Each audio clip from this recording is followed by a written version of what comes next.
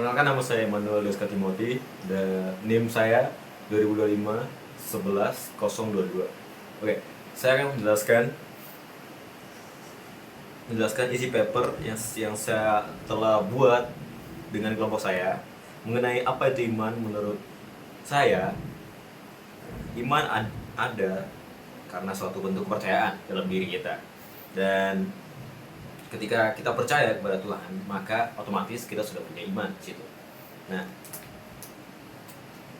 menurut Santo Thomas Aquinas, iman itu salah satu dari 3 kebajikan teologia bareng harapan dan kasih, bersama dengan harapan dan kasih. Buat dia, iman itu adalah tindakan akal yang menerima kebenaran ilahi, digerakkan oleh kehendak yang dibantu oleh rahmat Tuhan. Jadi, kesimpulannya, iman menurut Santo Thomas Aquinas, iman itu berjalan karena kita percaya dan kita melakukan gitu, secara logika dan akal gitu.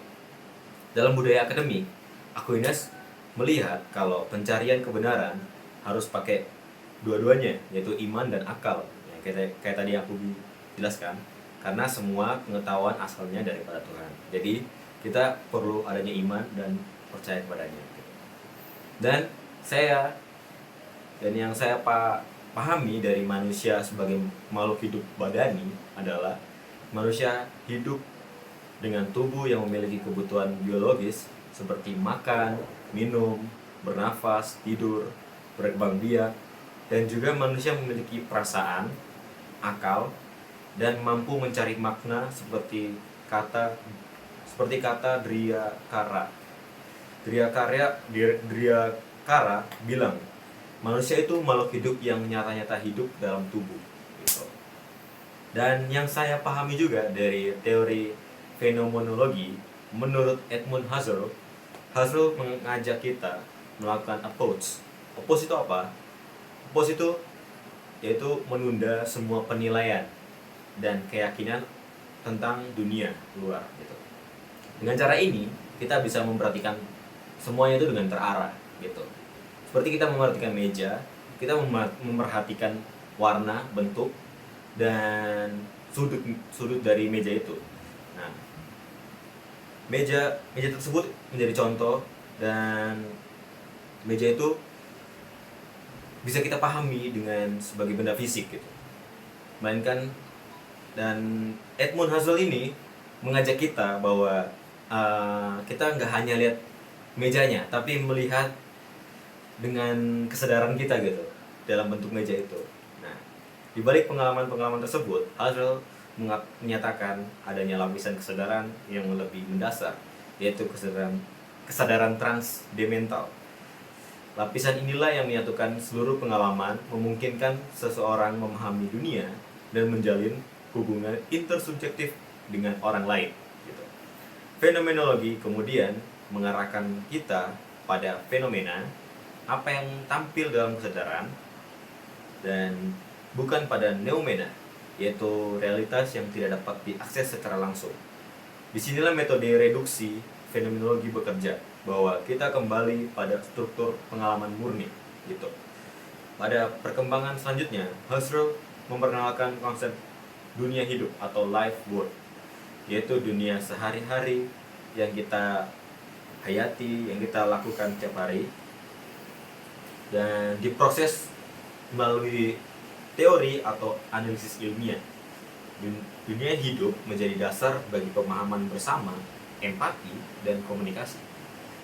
Dengan demikian, fenomenologi Husserl bukan sekedar teori, tapi sebuah ajakan untuk kembali pada pengalaman manusia yang lebih dasar demi memahami hakikat kesadaran secara lebih jernih dan mendalam.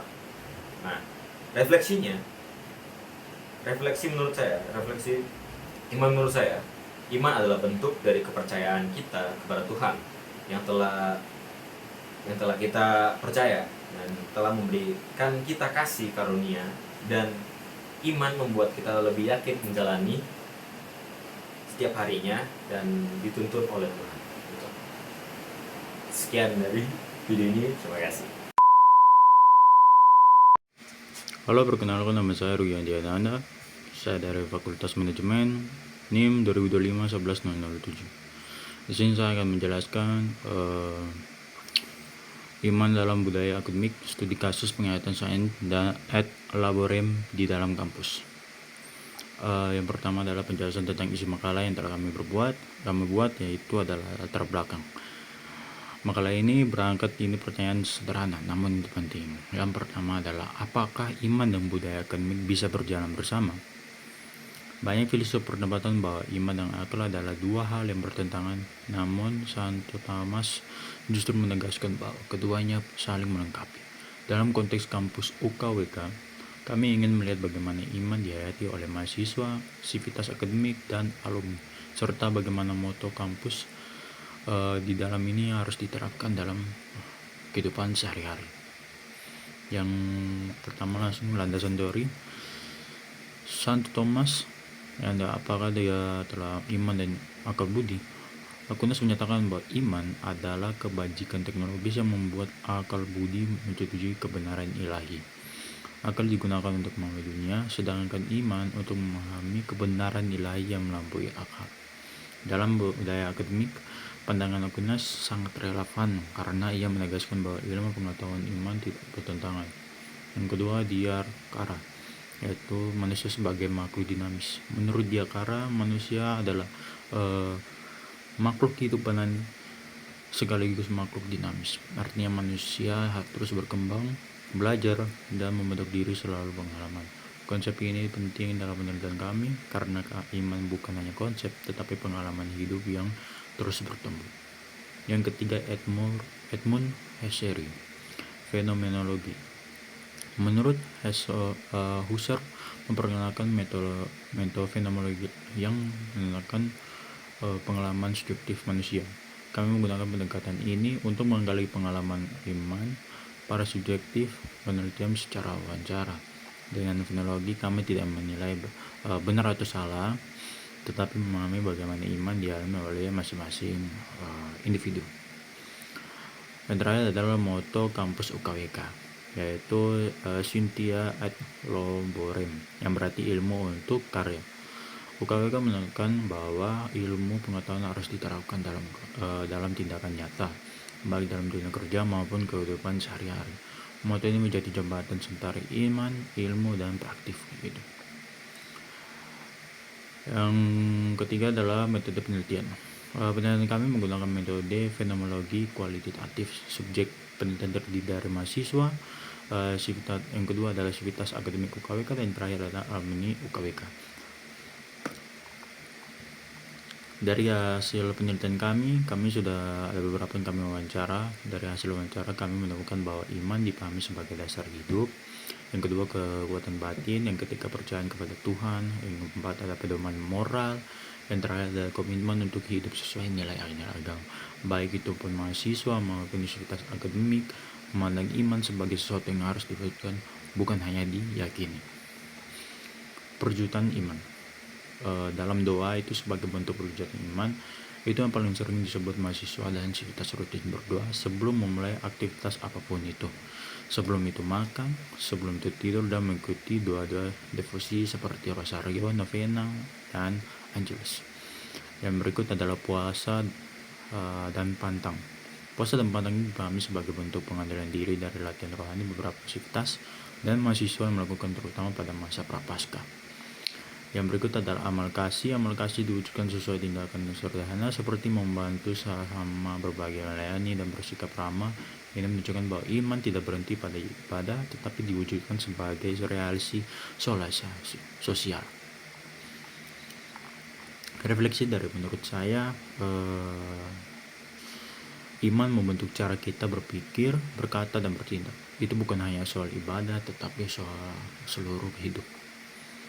Dan itu adalah penjelasan dari saya tentang makalah kami. Terima kasih kepada Romo Andri Woma selaku dosen pembimbing serta seluruh sivitas UKWK yang telah membantu penelitian ini. Tuhan memberkati.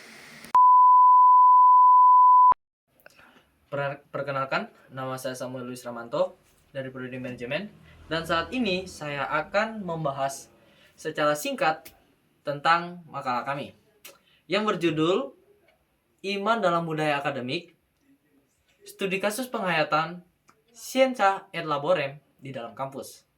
Kita akan menggarisbawahi kata iman dan di dalam kampus. Sudah pasti kita akan membahas pengertian iman dari setiap mahasiswa, guru-guru, atau dapat kita sebut dengan sivitas kampus yang ada di Universitas Widya Karya. Saya akan membahas tentang hasil dari makalah kami, yang dimana dalam makalah kami dibagi menjadi beberapa poin, yaitu iman dan pemaknaannya, yang dimana iman adalah kepercayaan, keyakinan, ketaatan kepada Allah. Dan kedua, perwujudan iman. Kita akan membagi lagi dalam beberapa poin seperti doa, pantang, dan amal kasih. Kita akan langsung ke iman dan pemaknaannya. Menurut saya sendiri, aku ambil contoh kecil nih. Menurut saya sendiri, iman adalah kepercayaan, ketaatan, dan ketekunan yang penuh akan Allah. Ada juga temanku yang berkata begini, iman adalah karunia dari Tuhan yang diberikan Allah kepada kita untuk menjalankan hal tersebut. Dari situ kita dapat mengambil kesimpulan bahwa masing-masing setiap ajaran, setiap orang memiliki pengertian iman sendiri-sendiri. Kita akan masuk ke dalam perwujudan iman. Apa saja sih perwujudan iman? Seperti yang saya sudah sebutkan tadi, ada doa, puasa dan pantang, dan amal kasih. Kita ambil ke doa. Seperti saya sendiri deh. Saya sering setiap bangun pagi, sebelum makan, sesudah makan, atau sebelum melakukan kegiatan, saya selalu berdoa. Dan doa yang paling saya suka itu adalah doa saat saya mengucap syukur, atau dapat sebut dengan saat teduh ya. Kemudian masuk ke dalam puasa dan pantang. Ada teman saya yang bisa disebut beragama muslim yang kami wawancarai, yang dimana ia pantang memakan makanan non halal, dan mereka memiliki puasa, yaitu puasa 30 hari di setiap bulan Ramadan. Kemudian kita akan masuk ke amal kasih, yang dimana amal kasih hampir ya 95% lah, sekitar 95% manusia pasti melakukannya, kecuali mereka nggak ada otak. Di situ menjelaskan amal dan kasih, dimana seperti saya sendiri atau teman-teman sering melakukan sedekah, membantu teman yang berkesusahan, mungkin dalam belajar atau keuangan, hal-hal lain, itu sudah termasuk dalam amal dan kasih. Oke, masuk ke refleksi saya. Dari refleksi saya akan cerita sedikit nih. Jujur ya, waktu selama menyusun makalah ini, kurang lebih hampir dari Oktober, September, ya hampir 3 bulan lah. Itu sempat mengeluh, kami sama teman-temanku sempat ngeluh ya. Ngomong gini, tugas banyak nih, susah-susah. Kami sempat ngeluh. Namun hal tersebut mengajarkan kami untuk memanajemen waktu. Apakah manajemen waktu penting? Ya tentulah. Tanpa manajemen waktu yang baik, kami akan kesusahan dalam menyelesaikan makalah tersebut. Dan di tengah kesibukan tersebut, kami sudah melakukan wawancara berdasarkan subjek-subjek yang telah ditentukan. Dari hal tersebut saya menyadari bahwa iman bukan hanya sebagai bentuk kepercayaan, ketaatan akan Allah. Namun, iman merupakan dasar kehidupan bagi manusia yang percaya kepada Allah. Sekian dari saya, terima kasih. Selamat malam, perkenalkan nama saya Sundi Michael Nathan dengan NIM 2025-11015. Di sini saya akan menjelaskan isi paper yang telah kami susun dengan kelompok saya mengenai iman menurut Santo Thomas Aquinas. Sebelumnya saya akan menjelaskan apa itu iman menurut saya. Iman adalah anugerah atau karunia yang diberikan Tuhan kepada kita dan dikerjakan oleh Roh Kudus di dalam hati kita. Sedangkan menurut Santo Thomas Aquinas, iman adalah keyakinan dan kepercayaan penuh kepada Allah. Itu bukan sekedar pengetahuan intelektual, melainkan komitmen hidup yang melibatkan harapan, kasih, dan ketaatan. Selanjutnya, di dalam budaya akademik, iman adalah salah satu dari 3 kebajikan teologi,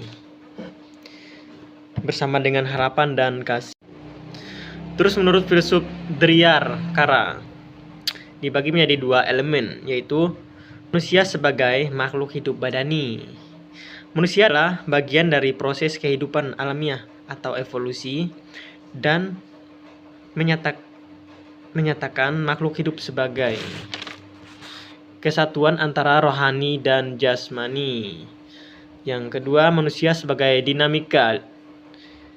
Dryar-Kara melihat manusia bukan sebagai entitas yang tetap atau selesai, melainkan sebagai proses yang terus berubah dan berkembang. Dan yang terakhir, teori fenomenologi menurut Edmund Husserl. Saya ambil salah satu poin yang menurut saya penting, yaitu epoch. Epoch adalah penaguhan atau penilaian. Metode ini membungkam dunia sehari-hari dan keyakinan ilmiah. Ini melibatkan penangguhan kepercayaan pada keberadaan objek eksternal untuk fokus pada bagaimana objek muncul dalam kesadaran. Takut videonya terlalu panjang, saya langsung ke refleksi saja. Kita sadar bahwa iman bukan sekadar pengetahuan atau ucapan, melainkan keyakinan mendalam yang membuahkan tindakan nyata, menjadi fondasi kuat yang memberi pengharapan di tengah badai kehidupan, dan merupakan penyerahan total serta relasi intim dengan Tuhan melalui firman dan doa yang menghasilkan ketenangan, keberanian, dan ketaatan untuk hidup sesuai kehendaknya, bukan mengandalkan logika semata, melainkan mengandalkan Tuhan dalam segala situasi. Sekian dan terima kasih. Pada kali ini aku mau menjelaskan tentang makalah yang sudah kami buat. Sebelumnya perkenalkan, aku Hilarius Reva Nathaniel Suresno dengan NIM 2025-11016 dari Prodi Manajemen. Jadi makalah kami ini berjudul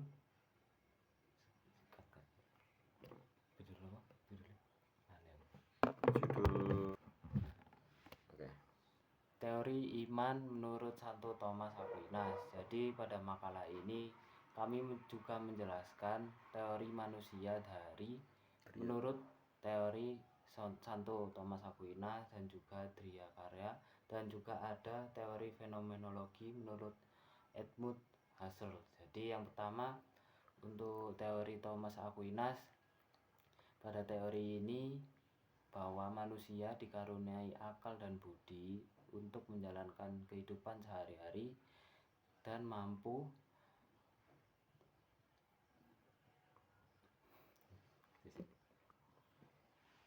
mendalami iman untuk mengetahui hal-hal yang ilahi di dalam dunia ini. Yang selanjutnya adalah teori Dryar-Kara. Jadi teori ini menjelaskan bahwa manusia adalah makhluk hidup badani. Jadi manusia ini hidup secara fisik dan juga berjiwa. Kemudian yang terakhir adalah teori Edmund Husserl, teori fenomenologi Edmund Husserl. Jadi pada teori ini kita diajarkan untuk menutup telinga. Jadi apa sih tutup telinga itu? Jadi tutup telinga ini adalah bagaimana kita sebagai pribadi manusia harus fokus saja berpikir kepada satu masalah kita atau pengalaman kita untuk bisa menemukan inti dari pengalaman tersebut. Kemudian yang terakhir adalah refleksi dari makalah ini.